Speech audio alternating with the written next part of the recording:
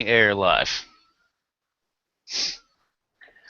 Welcome, everybody, to the Atheist Republic Sunday morning hangout. I'm Makisha, and today we are going to be talking about ethics and morality, and this is specifically on the tail end of an article that was released earlier this week that has been generating a lot of conversation on the interwebs, which is that religious children are meaner than their secular counterparts, or some of the headlines from articles that are trying to be a little bit nicer will flip that around and say religious children are not necessarily more altruistic than secular children. So we're going to talk a little bit about that. Where do our atheists, where do our atheists come from? Where do our ethics and morality come from? What does atheism have to contribute to the discussion about ethics and morality? I think I'm going to do that all morning.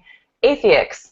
Um, So for those of you who are watching live, we do usually have a small handful of you every week. If you have any comments or questions, you can tweet us at Atheist Republic, hashtag Atheist Republic.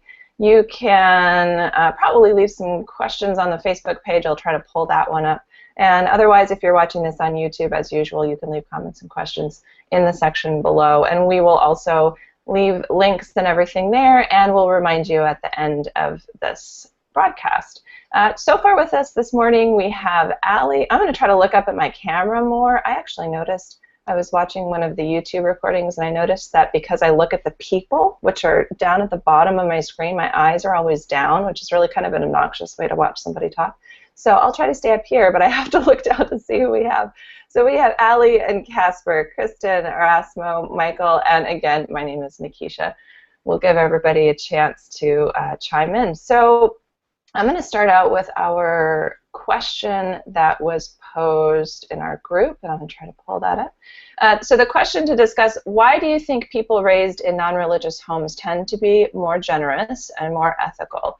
And if you want to pull up that article, there's one at The Guardian, and you can it's probably just right at the top. And I have some comments that I got on my Facebook that I would like to share once we get going. So Casper, why don't you start us off?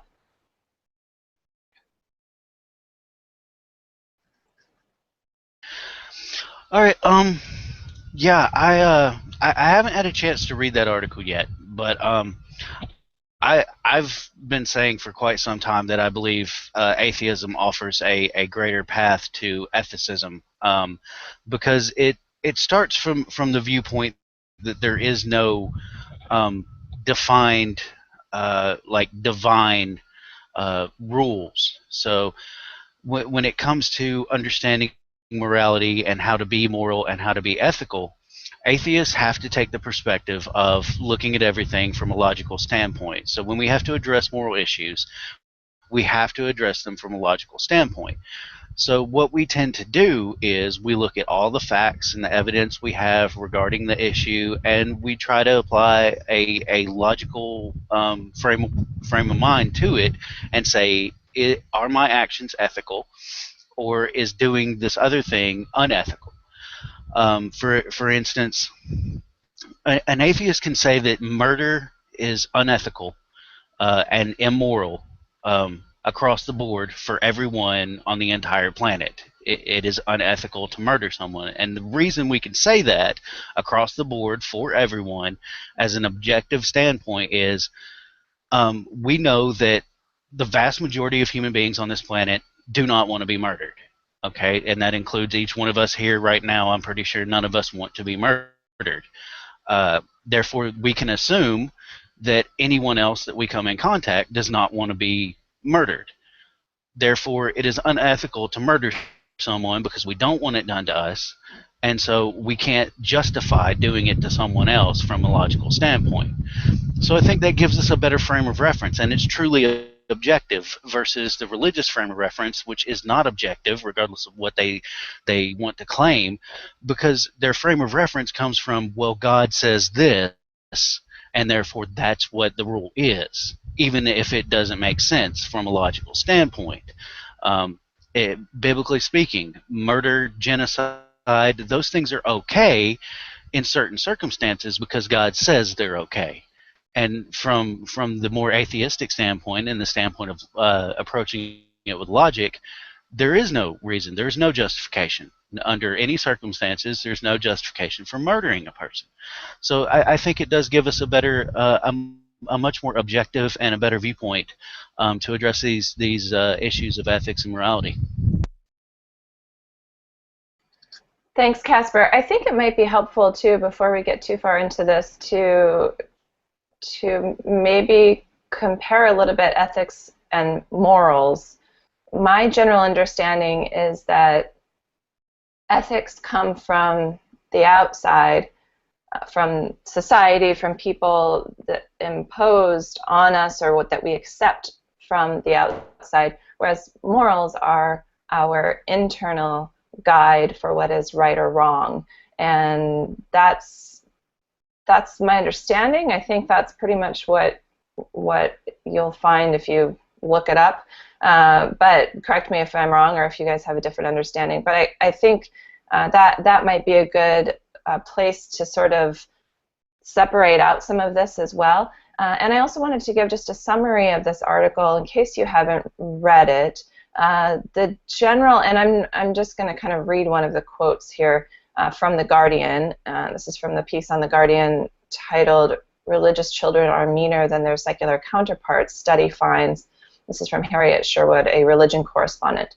And the quote from one of the people in the study says that overall our findings contradict the common sense and popular assumption that children from religious households are more altruistic and kind toward others. And this is from the published study, The Negative Association Between Religiousness and Children's Altruism Across the World. Almost 1,200 children aged between 5 and 12 in the U.S., Canada, China, Jordan, Turkey, South Africa participated in the study, and almost 24% were Christian, 43% Muslim, and 27.6% were non-religious. The other religions were too small to actually be statistically valid. So they were given a series of things that they were supposed to do. In particular, they were asked to choose stickers and then told that there were not enough to go around, and they wanted to see if the kids would share. So that's the general gist of it, and they found that religious kids were actually more judgmental, more selfish, and less inclined to share in this particular study. So that's where we're at. That's what we're talking about. For those who have joined us new, Costas came up while I was talking there.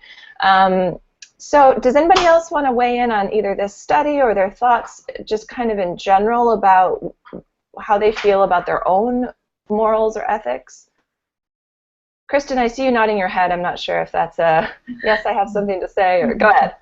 Yeah. Well, I was thinking about it, with children. I feel like I grew up religious, and I feel like there was sort of an exclusivity, or maybe we're more exclusive. So it was kind of like, we were in a special club, a special group, and there we're told, this is the best group. You guys are in the best group. This is the only real one. We're the ones going to heaven. Let's kind of hang out with each other. And I remember for myself, I was very much wrapped up in that, and very much, thinking that I was better, and I was like, doing it right. And so whenever I would see someone at school that maybe didn't believe in God, I seriously was just, I thought they were horrible. I didn't want anything to do with them. I thought, oh my God, get them away from me. I'm going to pray for you. And so it's very exclusive as to who you're going to be generous with. And I think you're kind of trained that from a small age. Who to trust. Who you're supposed to trust. Who to help, who to not help. You can.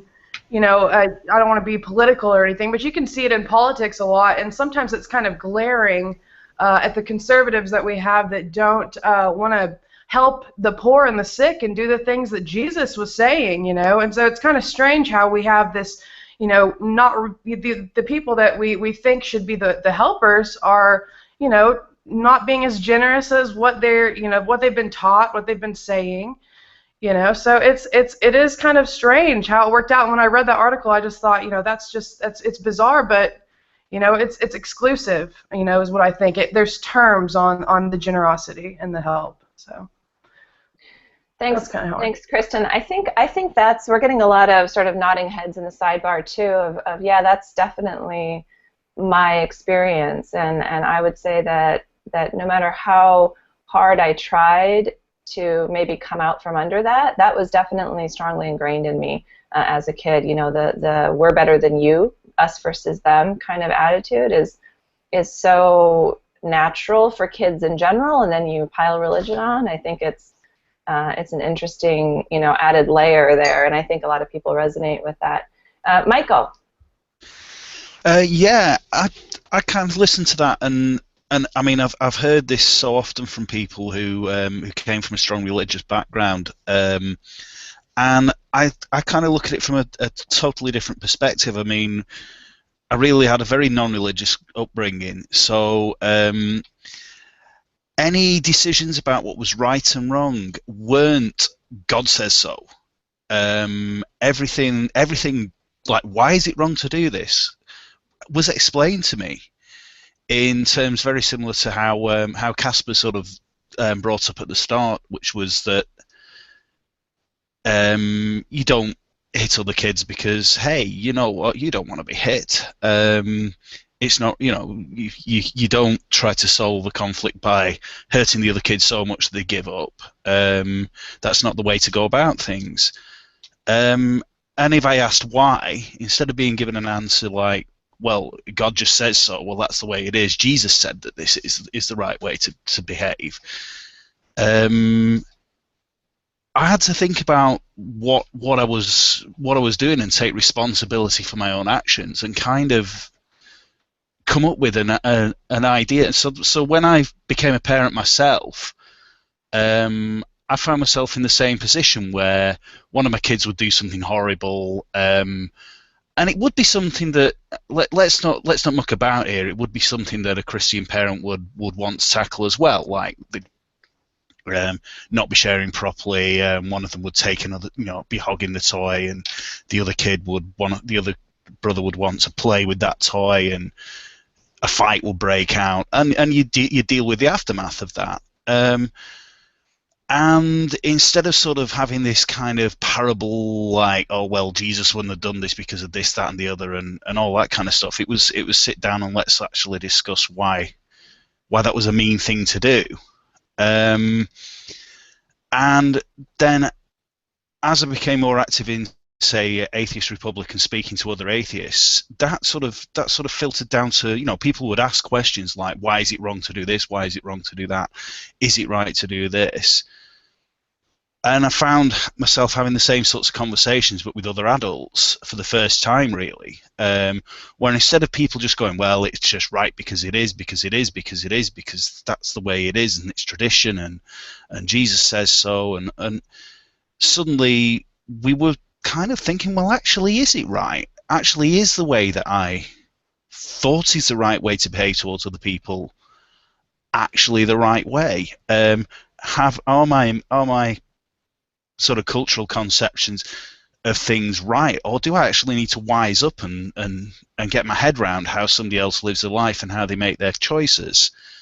And I would have found, I think a lot of people will be nodding their heads at this point. I anticipate that if I had these blocks where I'd been taught that it was right because it's right, that say, I don't know, fags are fags, and they can't, and they shouldn't be getting married to other fags because, well, you know, it's just not right, and fags can't have kids, and hey, if you give the fag the kid, then the fag will make another fag kid, and they shouldn't be adopting. If I'd had those, and we come across people with those attitudes occasionally, they will pop up and they'll ask something like that in AR, and they tend to get a bit of a roasting because people have already worked through that process. But we have occasionally changed minds. I can remember a particular person who, because we talked it through and because we kept on just going, no, look, why? No, why do you think that that's wrong? Why? No, seriously, why do you think that's wrong? The process could be gone through to just think, well, hang on, wait a minute. Yeah, I'm making other human beings feel like shit just because I've never really given due consideration to how they feel. Do you see what I mean? And I think that's why secular approaches to morality are better, because you can't get past the God says it's wrong block if you really believe the God thing. You can't apply empathy and altruism and feelings like that to something that's outside your sphere of experience. I mean, I had no idea how it felt to be transgender until I started talking to people on the internet about it. I really didn't have a clue. And from listening to people, instead of just thinking, this person's wrong, I'm not listening to this person because she's trying to drag me down to hell. I widened my appreciation of how other people feel about things, and learned to sort of not have unhelpful attitudes towards somebody else's experience just because of my lack of experience, I suppose, my lack of worldly experience as to how other people live their lives. And I think if you insulate yourself from that, I think it definitely comes very much back to what Christine said. I think if you insulate yourself from that in that way that Christine was mentioning, I think that's the barrier to this kind of thinking. Yeah, that's about it, really. I think that covers everything that I needed to say. I shall mute myself. Thanks, Michael. It seems like a lot of what you're saying is that because we don't have a holy book to tell us what to believe, we have to actually think through what it is that we believe is right and wrong for ourselves, and also what we're going to encourage other people to think and believe is right and wrong. And I think that's a really interesting perspective on it that I'd like to hear some other thoughts maybe on that as well. Erasmo, you had something to say.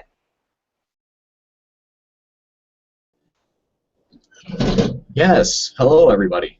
Well, I just wanted to give my opinion about the subject of, children upbringing in an atheist environment. I'll have to nod with what Christine and Michael have been saying up to now, because both of their statements make sense. They make solid arguments. Well, I'm with the side of Christine because I was raised in a religious environment, a Roman Catholic upbringing. Well, yeah, when I had to go to every Sunday to Mass, to the church, which I absolutely despised, was so boring. I didn't have anything to do there. I didn't have anything to contribute whatsoever ever since I was a kid. But regardless, I believe that the reason why atheist children are different, are quote mark selfish, is because unlike us, they are not, unlike people who have been raised in a religious environment, they are not blackmailed constantly that they are going to be going to hell, or that they always have to follow the course of reason, the path of reason, that is the words of the Bible. That for us is just a bunch of nonsense, a bunch of bullshit. And what I think is that, something that Christine said, and I think Michael said too, that atheist children are selfish. Well, yeah, that might be true, but who isn't selfish? That's part of human nature. And I would like to add one of my favorite subjects, one of my favorite things that I like to discuss every time I'm with atheists, is emotional intelligence. Sometimes we have to follow, yes, the cold facts, the truth, and whatnot. Well, we also have to follow the common sense. We have to follow our morale. We want to do things that are good for us, that are good for people, and not because a book says so. We have to, stone people to death because they don't go to church on Sundays or Saturdays or whatever the thing says on Deuteronomy. I'm reading the sidebar comments. I love emotional intelligence. with what basically propels us to go and saying, continue every day and saying things like, "Oh, I love my day," even though I know that our day can be that can be filled with hardships and whatnot. But what we as atheists like to see sometimes the bright side of things, because even though this can sound a little bit cheesy, but we have hope for people.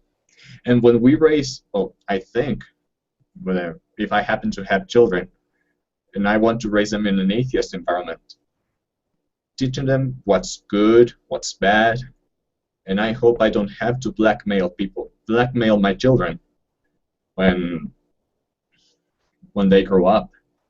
That's one of the good things of atheism, to be able to discern truth from lies. And I think that's all I have to say, because I think I forgot most what I wanted to say. Thanks, Erasmo. No worries.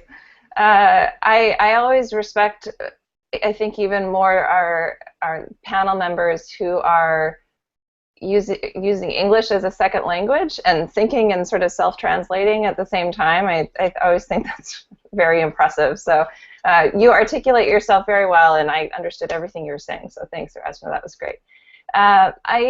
One of the things I think is really interesting about that this article mentioned as well, or sort of touched on, that I kind of appreciated, was that there's the parents of the religious kids think their kids are more empathetic and altruistic than they actually are. And I think this really speaks to a sort of cognitive dissonance that happens with religious people a lot, whether they see it or not, which is the desire to be kind, the desire to be altruistic, the belief that that's important, but then these religious theological components that hamstring them whether they know it or not.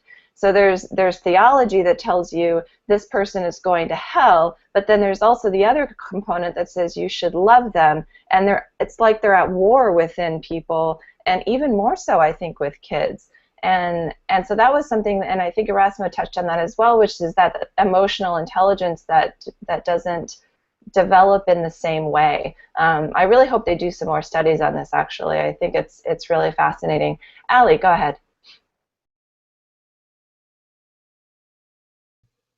Okay, so I don't necessarily want to start a debate about spanking or not, but I'm just going to go ahead and throw that out there, or maybe I do want to start a debate about it. But when I think back to my childhood, because I was raised as a Christian, I think about why I did the bad things that I did, or why I was a selfish child, why I wanted so much when I wanted it and I wanted it now. And I think that a lot of it had to do with the fact that the only thing that was stopping me from being a bad person was getting spanked, and that was a huge deal in my household, right? You do what I say here, or else I'll spank you. You do what I say here, or else you'll burn in hell after you die. And that really didn't encourage me to be a good person. It actually just encouraged me to figure out ways to get away with what I wanted. So that was more, and yes, of course, I was going to church, I was going to Sunday school, I was going to all these different things, church groups, hangouts, Bible studies, where all of us kids got together and things like that. But yeah, I mean, the only thing stopping me from getting what I wanted was a spanking. Well, then I'm going to figure out a way to get around that. I really wasn't taught to be good because it felt good. I wasn't taught to, and as a child, you have a one-track mind, right? All children are selfish, and that's how we are. That's just biological. We have to be selfish. We have to want what we want when we want it, especially food and things of that nature, or else we die, right? So that's naturally ingrained into children to want what they want. But when I raise my kids, we think about cause and effect. We think about which choice might be better. We think about why that choice might be better. And we throw in empathy. So it's not all just about you do this, or or you're going to get in trouble. You're going to get in trouble, because I think that is what that breeds selfishness. That breeds hatred. That breeds this environment where I'm going to do what I want to do. I'm going to get away with it, so it doesn't matter. And you kind of take that into your adulthood, right? It doesn't matter if I crash your car and decide to run away. If I don't get caught, then it's okay. Or I can ask God for forgiveness. I don't need to ask you for forgiveness. So we don't have to look at our brothers and sisters in their face and say, I fucked up. I did something wrong. I hurt you, and I'm sorry. We don't have to do that. We can just close our eyes, pray to God, and say, sorry, won't do it again. And I think that all of that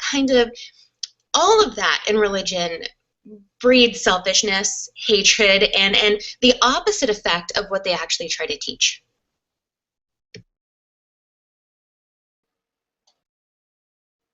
Good points, Ali. Sorry, I had a problem unmuting my microphone there. Sometimes the little microphone icon disappears. I can't find it.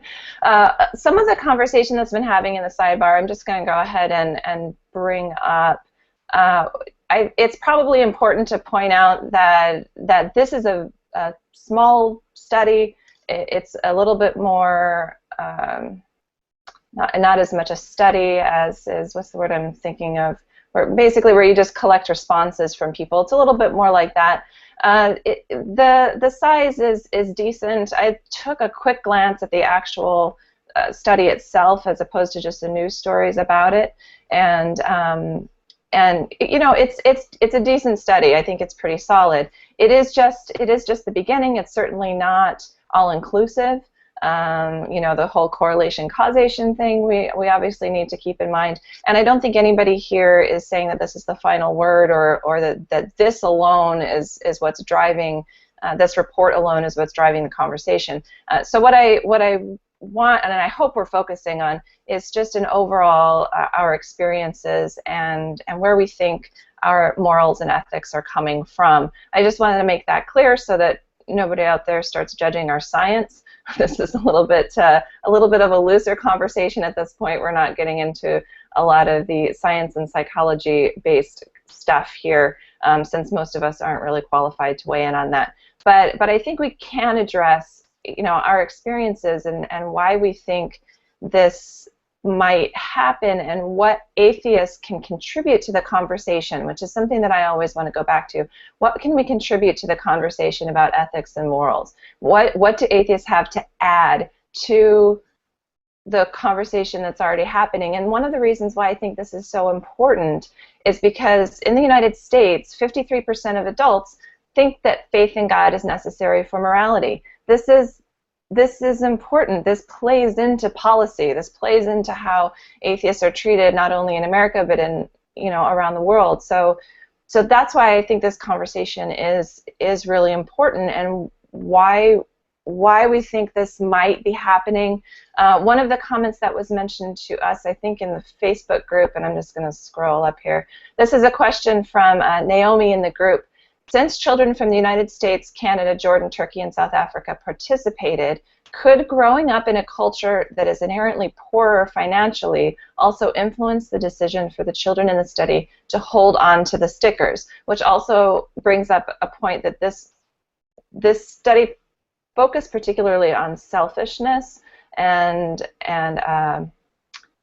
sharing and altruism, which is not the only moral or ethical markers that we have in society. But I think what they were trying to get at is empathy. So that's a good question. What do you guys think? And you can think on that while we talk to, who's next? Raise your hand. I forgot. Costas. Haha, got it. Costas, go ahead. Hi. Basically, I just want to weigh in because obviously having been brought up in Africa, which is a multicultural country, which is mainly Christian, we have a lot of Costas,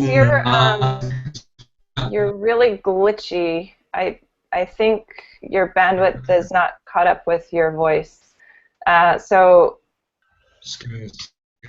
Okay. Any better? Let's give it a try again. Okay. Sometimes if you turn your can you camera... no. No, that's not better. Sometimes if you turn your camera off, Costas, it'll actually help your voice come through because it's not trying to keep up with your video. Try again. Is that any better? Yes. No. Go ahead. Okay. So obviously being brought up in South Africa, which is a multicultural and multi-religious country, and being brought up in the 90s, back when Africa was considered and known to be a so-called rainbow nation, we did have many issues with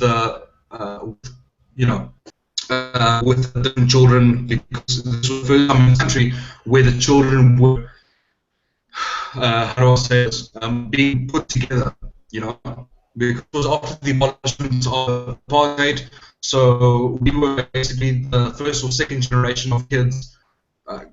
Can you hear me properly? Because I hear you maybe might have problems.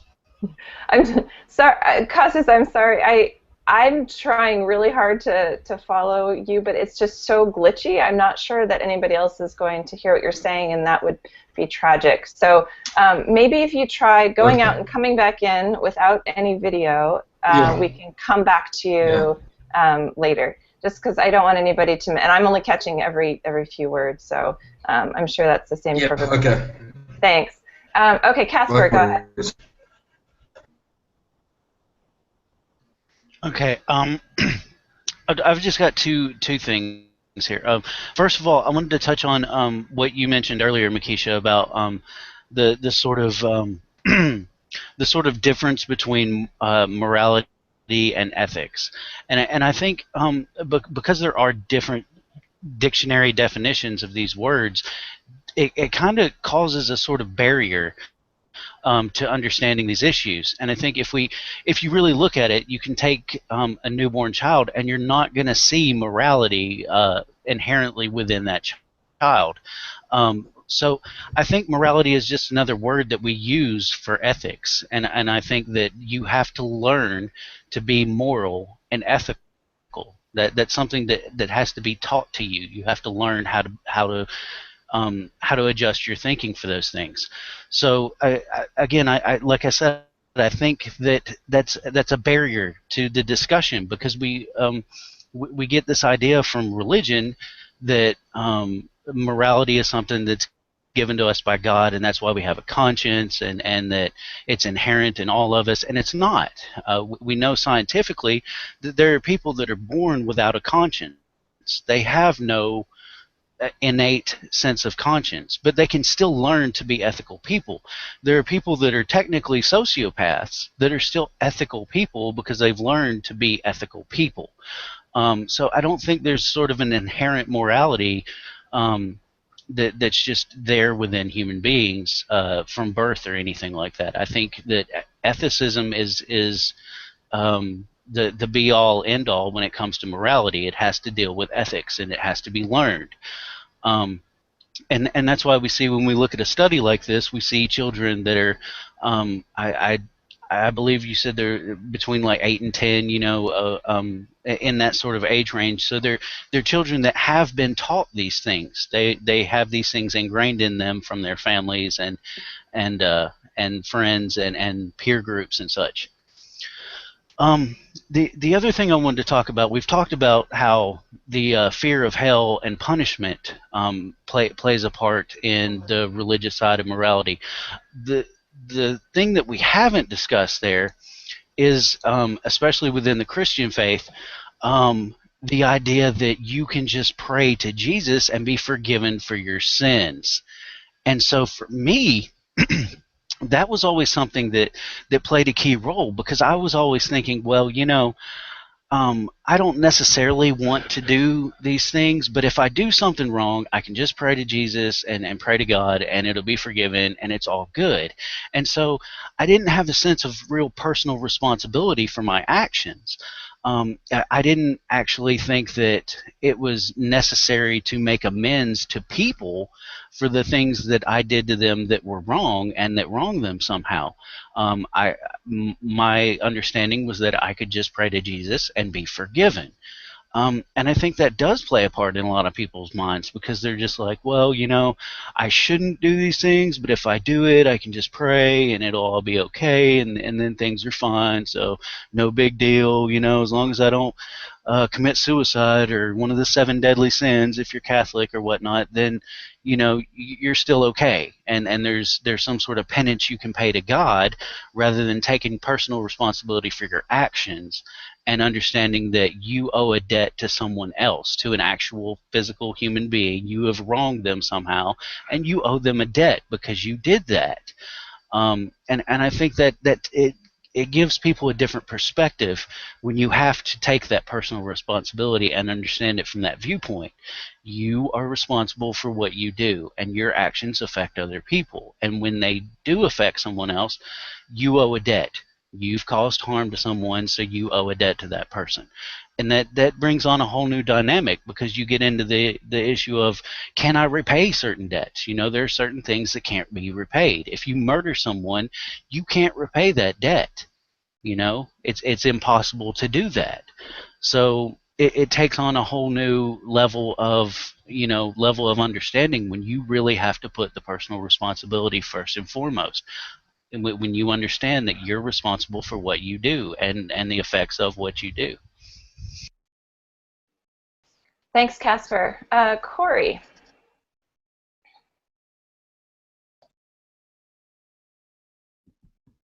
Hello. Okay, so I don't know. It's interesting because I think normally in these, well, first of all, can everyone hear me? Nod if you can hear me. Awesome. So I think we kind of sit here and more or less agree with everyone about most of the stuff we're talking about here, but I actually have a slight bone to pick with Casper. I think I'm not so sure if I'm confident to say that we're born with moral intuitions or something like that, but I do think there is something to the idea that we have some sort of innate moral sense, and I think the sociopath point actually sort of demonstrates that, in that the sociopath, the stereotypical sociopath, is, you might say, there's this exception to the rule, in that there seems to be something with their brain anatomy, that sort of, well, sets them apart from the rest of us, the rest of the pack, if you will, in terms of the rest of us do have some sort of moral sense, moral intuition, whatever you want to call it. There's a lot of philosophical jargon about this, but and it is that, again, that's not to say that we're born with it. I think it's an interesting question, a matter of, we're born with maybe certain cognitive capacities, which can then manifest into the sort of moral sense that we're talking about, and then it's also mixed with, obviously, things that we learn, because there's a clear difference you see between the way these moral intuitions actually appear in the world or in people.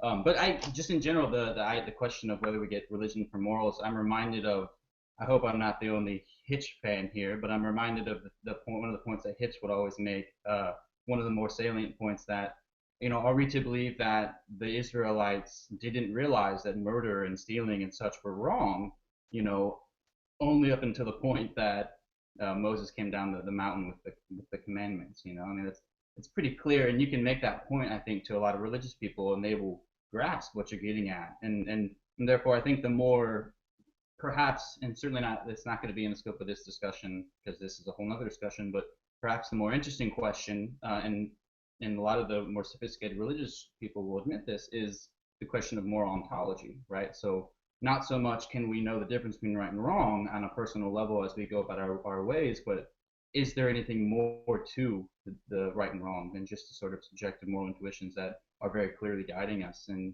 I don't know, that's, again, I know we can't get into that because that's a whole nother thing, but I think that's really all I wanted to say so far. And maybe, Casper, you can come back, and I'm sure you grant what I mean about there's some sort of innate something, but as to what that is and where it comes from, I don't really know. But yeah.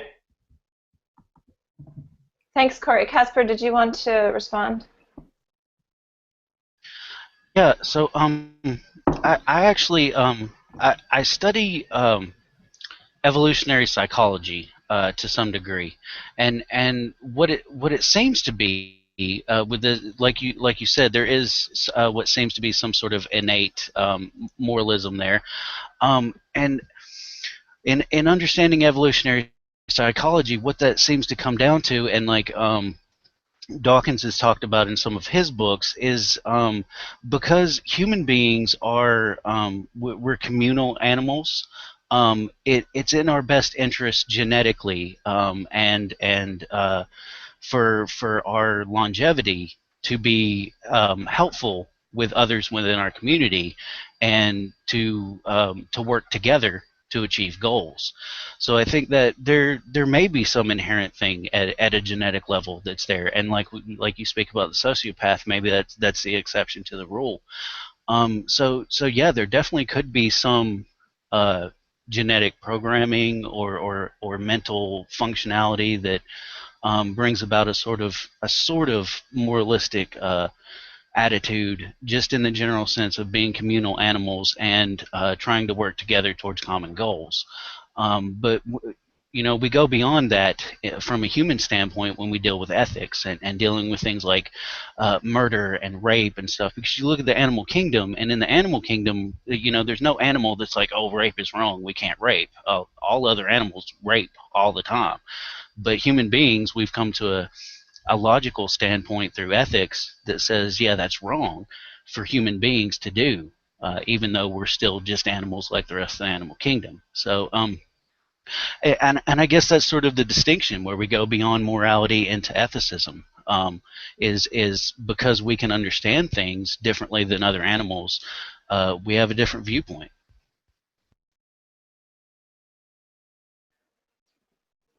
Corey, did you have any thoughts in response? No, I thought maybe we would have a worthwhile disagreement that we could get on each other about, but I think we basically agree. I wanted to say something that I forgot to mention about, I want to insert this idea of moral autonomy into the conversation. I don't know if anyone's brought it up yet, but I think it's also a really good way to demonstrate to people, some of the more naive religious-minded people that would actually take the position that you really do get your moralities from the Bible and so on. And what I mean about moral autonomy is, I think that it originates with Immanuel Kant, but it's basically just, again, the idea that we do have this sort of moral sense that actually dictates the way we make moral evaluations, and it's easily shown by the way Christians across the spectrum will look at certain parts of the Bible, and of course they're going to find ways to interpret it, but the important point here is the way they emotionally respond to some of the stuff in the Bible. Obviously they look at it and they're like, wow, that is awful, that is horrendous.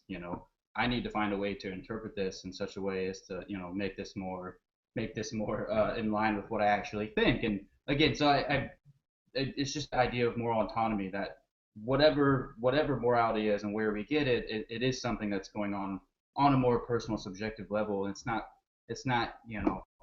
at least not yet, you can't simply program into someone their moral sense and so on. But I think I'm droning on at this point, so yeah, I brought up Immanuel Kant. Thanks, guys. We can take this conversation as deep into the whole where does our morality come from as you guys want. I think it's a valuable conversation. I'm going to toss it over to Michael real quick, just because it ties into some of what's been said, and then I want to give Mike a chance after that. So Michael, go ahead.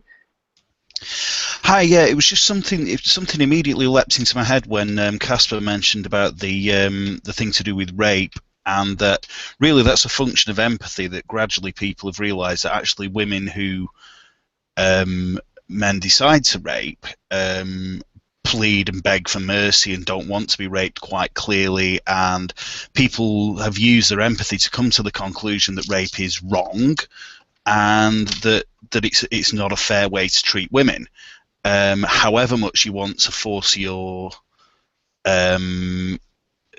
to bear your children and so on and so forth, and we've moved on from that.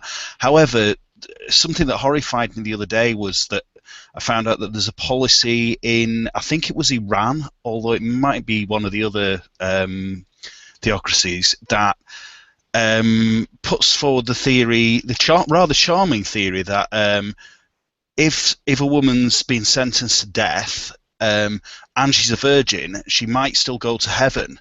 So they need to make sure that she goes to hell. Therefore, she must be raped by the prison guards before she's executed. Otherwise, well, her virginity will be intact. Now, I don't think it takes a leap of the imagination to figure out that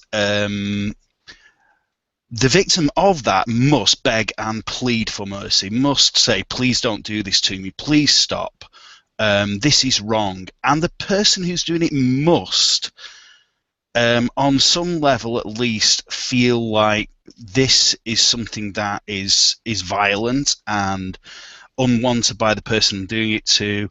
If somebody was doing this to a person I loved, I would feel like stepping in and harming them, so on and so forth. That must happen. And then there's the God is telling me to do this thing. That has to be the thing that's overriding the natural impulse to empathy at that point.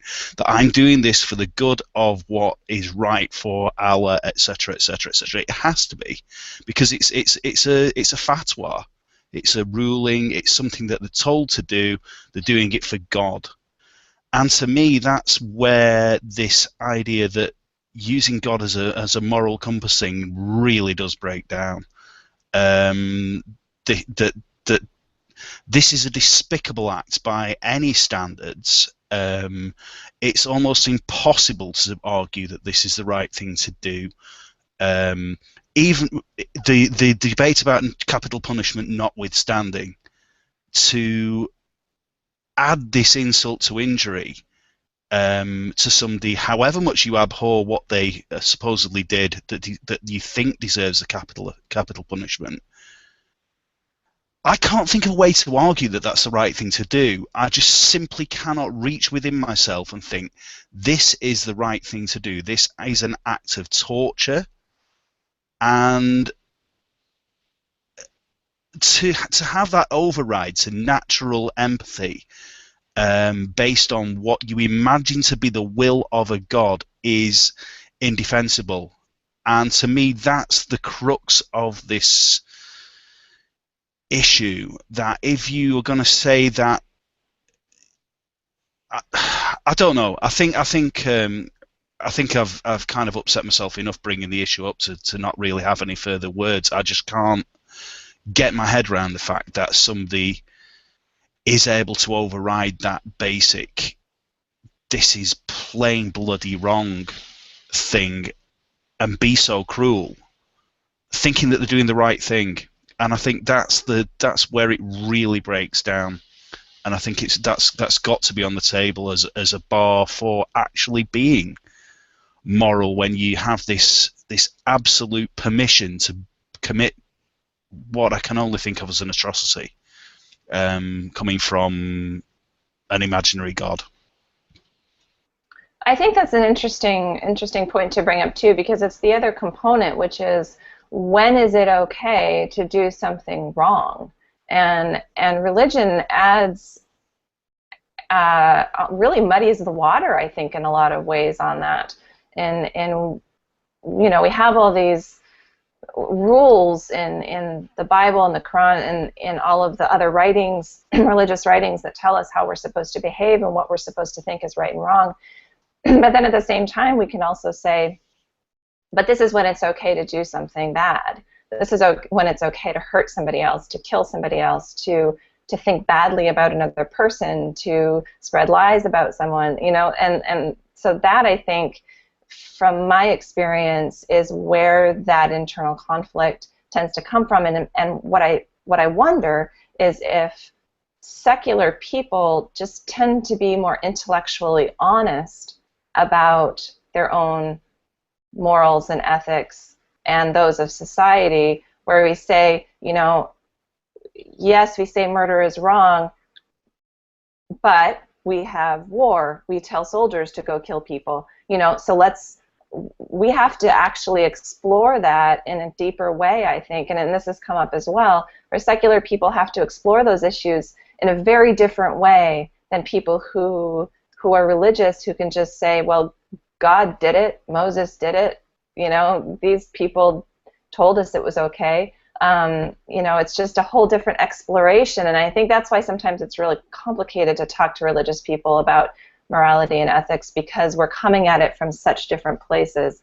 Our worldview is so different. Micah, go ahead. Sorry, I didn't mean to take your spot there. Thanks, Makisha. Can you guys hear me? Can everyone hear me? Pretty well. You're quiet again, so you might need to get put your microphone a little closer. Hello? Yeah, that's better. Okay, perfect. I want to touch on quickly Casper's point regarding morality, Casper and Corey, and then I'll just mention a little bit about rape without stepping on any toes if that's possible. Okay, in regards to morality, it's not really so much innate in the sense that any trait category, whether it's morality, anything to do with personality, is not really intrinsic. That's my understanding from what I've seen and what I've experienced per se. Whenever you have groups of people, whenever you have more than two people within a community, altruism emerges as the most effective way for that group to function in any environment. There's multiple studies. I'm going to put a link over here which some of you can follow up, which shows that if you have very simple analytic agents with only 2 or 3 options, whether to cooperate or to engage in some sort of prisoner's dilemma game, eventually altruistic behavior will emerge within such a community as the most efficient way for that to move forward. Now, if we look at the history of religion, like the function it served within traditional cultures was to say that if you do this or if you don't do this, you will get punished or you will get rewarded, because at many times it was just not possible to reward everyone within the community. You'd have 100 peasants and 1 king, and I'm grossly oversimplifying this whole notion, but I hope to get the point across that we need fairy tales once in a while to tell us what to do. I'm not saying that's the right thing to do, but that was the function it served initially. As our civilization gets more and more secular and we learn that all of this is a whole bunch of crock, a negative aspect of this, I think, that is emerging, that may emerge, and I don't think it comes from, I think it emerges from a well-intentioned place, is that we can all make our own decisions. We all know what is moral and what's correct. I don't know if I necessarily agree with that. I do think there needs to be an atheistic constitution of sorts, because punishment, as often as it may sound, is nevertheless an effective deterrent. The studies have been shown, whether it's from rats to humans, it works, and it is necessary at times.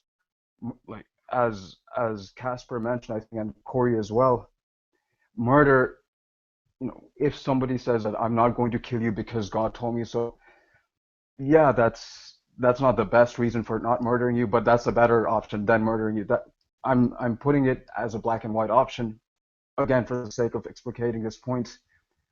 The U.S. Constitution, regardless of its flaws, did emerge from secular mindsets, and I do think that perhaps we're not as large or powerful a group, but some sort of constitution where we could all have a say, which would be continuously updated.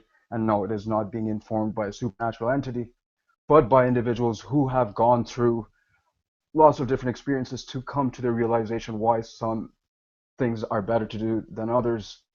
The last thing I want to quickly mention is the point regarding rape, and I don't think anybody here, myself included, condones rape. And the point I'm going to make is not to condone it for any sense, but I'm going to talk about cats. I think most of us have cats, and I don't know how many people know this. The first time I heard 2 cats fucking, I really got scared. I thought it was ghosts or something because I was a kid, and I'm sure you guys know what sounds it make. But the male cat's penis is actually a bit like an umbrella. So when it inserts it into the female, she screams in pain because she hates being fucked. Like, she does not enjoy this at all. But in that species, I know I'm making a category error, and there's a point why I'm making this example. For that species, for whatever reasons, the cat's penis has evolved to make the female suffer the way she does, and then they have kittens, and the circle goes on. if now let's move this over to humans. I'm sure many of you know that some of the first condoms were made from sheep wool and pigskin and who knows whatsoever, and I can pretty much imagine it was not pleasant for any females involved. Thankfully, we have moved much further beyond that point where I think it's a great thing that there's many males nowadays who fight just as hard or pretty hard against rape and against dehumanizing women. And again, I would fall on this side. And this, I think, is an emergent phenomenon because if we go back to my first example, where if you have a number of agents within a community, the best strategy for them is to be altruistic. Similarly, we have at least, and this is just a hypothetical number, if there's a population where if 50% male, 50% female, for example, it is not efficient or effective for half the population to be physically subjugated by the other half. So rape as a behavior within a community of humans cannot survive. It is immoral, but morality in this sense only emerged because of our linguistic practices. I think that's my point only. Thanks, Makisha. Thanks, guys. Thanks, Micah. I think those are a lot of really good points and cautions to bring up. I've actually never been very comfortable with the whole each atheist determines for themselves what is right and what is wrong. Personally, I think that we as societies, and by societies I mean groups of people, there's a reason why we speak on behalf of the whole. There's a reason why we say atheists should, or I think it's a good idea for atheists too. We don't speak only on behalf of ourselves because we recognize there is no such thing as pure independence. We are all interdependent. We live in interdependent societies and cultures, whether they be small groups of people or large groups of people.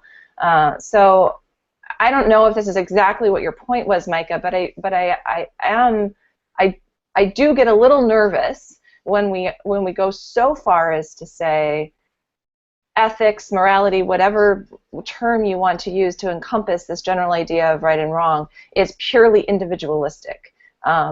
Because I don't think that that's actually true. I don't think that ethics can actually exist on our own, just like by ourselves. That's actually like selfishness if you're just by yourself and determining what's right for you, which is a completely different thing. So I don't know. I think personally, I think that's a good caution, and that's just something that I wanted to add to the conversation. I know that you try to come up with ideas of what's good and bad within any group of atheists, and it seems to never really be very popular. But I do get a little nervous when we talk about this purely as an individualistic endeavor. Does anybody want to respond to that particular thing or anything else? I think my cue is out, so if anybody wants to raise a hand or give me a shout in the sidebar if you have something to add, I will call on you. Oh yes, Erasmo, I'm sorry, I wasn't done after all. Erasmo was supposed to go next. Go ahead.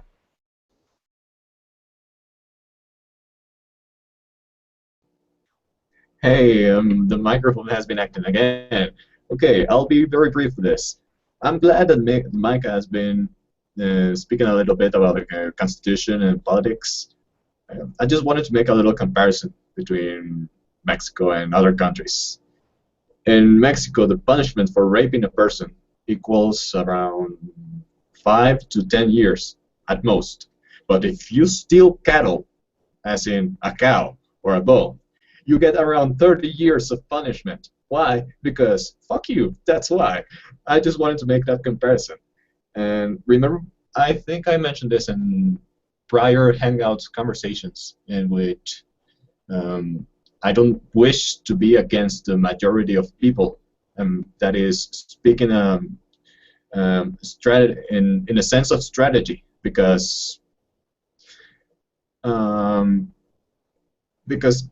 of course I'm an atheist, but I don't wish to say that aloud among a lot of people who have revolutionary ideas or very radical ideas that can kill me. And I just wanted to add that That's all. Thanks, Erasmo. I'm going to toss it over to Ray for a bit, and then Michael's going to add some closing remarks. Then we'll do any quick closing thoughts, and then we'll wrap it up because we're about at our hour. Ray, go ahead.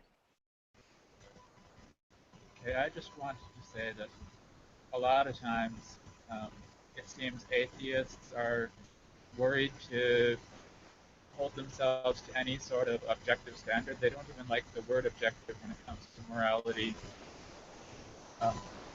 And I don't see anything wrong with working together, like between a subjective and an objective system on a situational basis. That's pretty much it. Thanks, Ray. Michael, go ahead. Yeah, Ray kind of read my mind a little bit there, but also I think the thing that comes across from sitting and listening to the last sort of 10-15 minutes is that what shines through is that people want to discuss stuff, that people aren't done with the discussion, that people aren't just saying, well, I think this, well, I think that, and that's the way it is, and so on and so forth. People are listening to each other. People are still trying to work through the finer points of exactly how we can live in a fair society, that this is a fluid thing, that people have something to say and something worth listening to. And even if you kind of like hear somebody come out with something that's a complete curveball and think, nah, that's just never going to work, and you strongly disagree, and you thrash it out and it turns out to be not pragmatic and so on and so forth, you're having the bloody discussion. And that's the thing that screams out. We're having a discussion based on the idea of how can we share our space together in a way that we're not pissing each other off and we're not being cruel to each other, and we're not just using in-group security and out-group hostility and tribal attitudes to bloody well decide, right, well, we're all straight, so fuck you, gay person. We're not doing that. We're sitting there and we're trying to think, well, hang on a minute, how can we include minorities? How can we listen to somebody who's a minority without surrendering our own identity in a kind of melting pot situation? We're having these discussions. And to me, that's the strength of secular thinking. We're not just sitting there going, God says this and that's it, and God said it. Fine. They could have had all these discussions back when they were writing the bloody Bible 3,000 years ago. They could have all sat down round a table and decided what was right for tribal situations in the bloody desert. But we don't live there anymore. And we can't have this set in stone thing. Whereas at the same time, yeah, we know that there are situations that every society thinks are important. We don't murder each other. We don't want to spend our entire lives looking over our back thinking, is my neighbour going to kill me? Is my neighbour going to nick all my stuff if I turn my back on them? Because you never get anything done. You just spend your entire life on a hair trigger of alertness. And that's why we have all this. Not because some God told us to. And to me, that's the strength. That's the strength that we've got, is that we have these conversations, and we don't always agree. And so what if we don't? That's it. Thanks, Michael. Casper, why don't you give us some final thoughts, and then I will wrap it up. Yeah, I just wanted to add that I think Michael touched on the biggest point and the most important point here, is that we do have these discussions, and how that is so important in what we as not only atheists, but most of us are also very secular minded. We, it was mentioned in the sidebar. Do we possibly think that maybe it's the fact that we have these discussions within our households and with our children that sort of brings about a more ethical and moral standpoint within our children? And I think the answer to that is yes. The fact that we don't have a dogma and a doctrine that we have to adhere to, and we say, yes, we can have this discussion. We can talk about it, and we can see where that leads, and we can all try to understand it and come to a better understanding of it. I think that's the most important thing. to open up the discussion and to say we need to talk about this because it's important. And I think that's what we have to do. As atheists especially, we have to try and open the lines of communication and say, look, we need to talk about this. We have to, for the good of all humanity. It's not just about us being happy or being in control.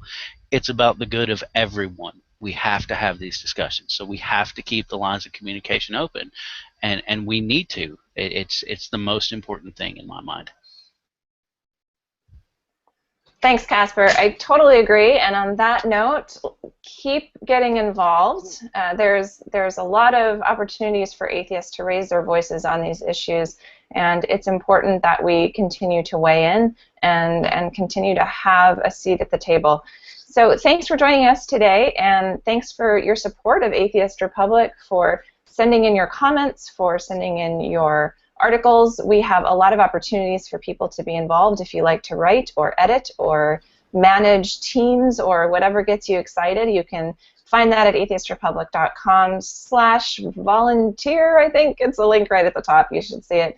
If Atheist Republic brings value to your life, please consider giving us a few of your dollars. There's an opportunity to make donations right on our website, atheistrepublic.com. If you have any thoughts about this particular issue that we talked about today, if you're watching this on YouTube, you can leave the comments below. You can email us. All of that contact information is through our website. Thanks again for joining us. Thanks to our wonderful panel for bringing all your sexy brains today. Lots of great thoughts and some stuff that I think we can follow up with on a later day, maybe next week or in the weeks to come. Some issues more about morality and where we get our ideas of right and wrong, punishment, all kinds of interesting thoughts going on in our sidebar that I'd love to tackle. So join us next week and see what we'll talk about. Thanks, guys.